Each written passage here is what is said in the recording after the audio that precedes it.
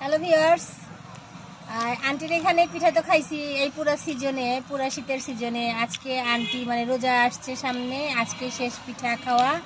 তো এই 2 দিন আর বানাবে না, রোজার মধ্যে তো বানাবেই না। তো মনে হইলো পিঠা পিঠা খাওয়ার পরে মনে হলো যে একটা ভিডিও বানাই আর কি।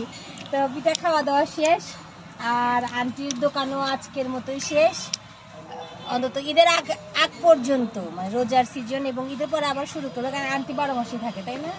12 মাসই পিঠা বানায়। তো পিঠা খাইলাম, ভালো লাগলো। আর এমনিতে আমার মন ভালো নাই, বিভিন্ন কারণে মন ভালো নাই। সরকার আমাদের বেতন দিচ্ছে না, এখনো মন ভালো থাকে কিভাবে? টাকা থাকলে তো মন ভালো থাকে, তাই না? আমাদের টাকার তো সবসময় প্রয়োজন পড়ে। আজকে বৃহস্পতিবার, কালকে শুক্রবার, শনিবারে রাত্রে ভাত খেতে হবে যদি আল্লাহ রহম করে, যদি রোজা হয়। তাইলে আমাদের একটা রোজার প্রিপারেশন আছে, আমাদের শুক্রবারের প্রিপারেশন আছে। তো আমরা তো আসলে এখনো বেতন পাই নাই, জানি না কবে বেতন পাবো, কবে তুলতে পারবো জানি না। তবে ভালো থাকবেন সবাই। আর আন্টির দোকানে আপাতত আর 1 মাস আসা হবে না। রোজার মধ্যে হয়তো কোনো জায়গায় সুযোগ পেলে ভিডিও করব, কিন্তু আন্টির এখানে আর আসা হবে না। তো সবাইকে আন্টির পিঠা ঘরের দোকান থেকে শুভেচ্ছায় শুভকামনা থাকে। আমি